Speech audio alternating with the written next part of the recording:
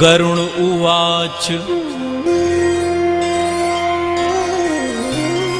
अथ ध्यानं प्रवक्ष्यामि शृणु सर्वाङ्गसुन्दरं यत्कृतं देवदेवेन ध्यानं हनुमतः प्रियं पञ्चवक्त्रं महाभीमं त्रिपञ्चनयनैर्युतं बाहुभिर्दशभिर्युक्तं सर्वकामार्थसिद्धिदं पूर्वं तु वानरं वक्त्रं कोटिसूर्यसमप्रभं दंष्ट्राकरालवदनं भ्रिकुटिकुटिलेक्षणम् अस्यैव दक्षिणं वक्त्रं नारसिंहं महाद्भुतम् अत्युग्रतेजो वपुषं भीषणं भयनाशनम् पश्चिमं गारुडं वक्त्रं वक्रतुण्डं महाबलं सर्वनागप्रशमनं विषभूतादिकृन्तनम्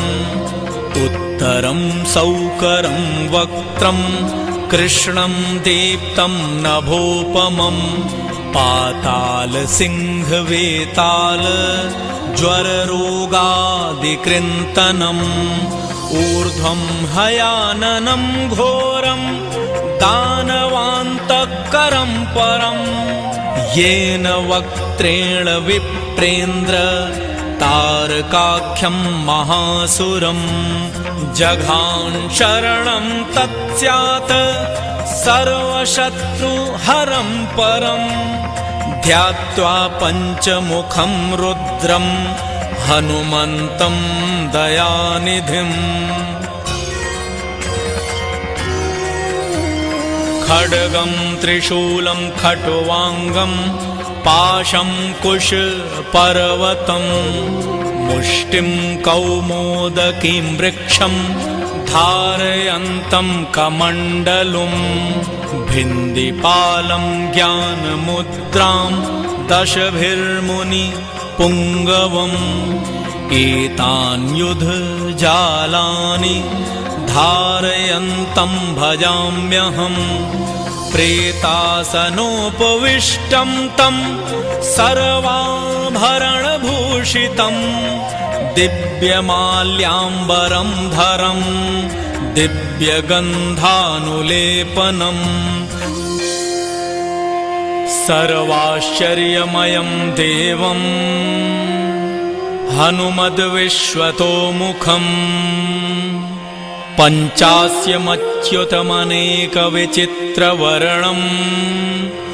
वक्त्रं शशाङ्कशिखरं कपिराजवर्यं पीताम्बरादिमुकुटैरूपशोभिताङ्गं पिङ्गाक्षमाद्यमनिशं मनसा स्मरामि।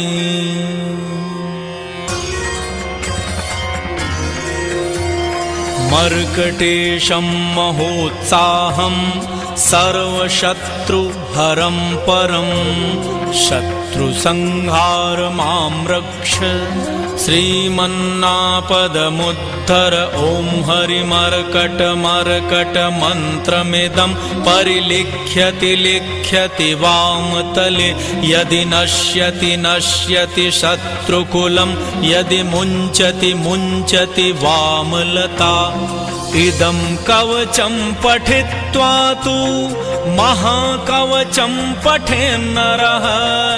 एकवारं जपे स्तोत्रं सर्वशत्रुनिवारणं द्विवारं तु पठेन्नित्यं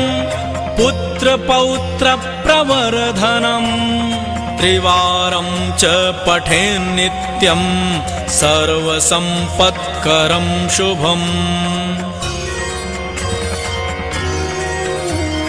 चतुर्वार पठेन्नित्यं सर्वरोगनिवारणं पञ्चवारं पठेन्नित्यं सर्वलोकवशङ्करं षट्वारं च पठे नित्यं सर्वदेववशङ्करं सप्तवारं पठे नित्यं सर्वसौभाग्यदायकम् अष्टवारं पठे नित्यम् अष्टकामार्थसिद्धिदम् नववारं पठे नित्यं राजभोगं वाप्नुयात् दशवारं पठे नित्यं त्रैलोक्यज्ञानदर्शनं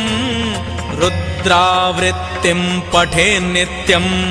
सर्वसिद्धिर्भवेत् ध्रुवम् कवचस्मरणेनैव महाबलं वाप्नुयात् इति पंडित शिवदत्त मिश्र शास्त्री विरचिते हनुमद्रहस्ये सुदर्शन संहितायां श्रीरामचंद्र सीता प्रोक्तं पंचमुख हनुमत्कवचं संपूर्णम्।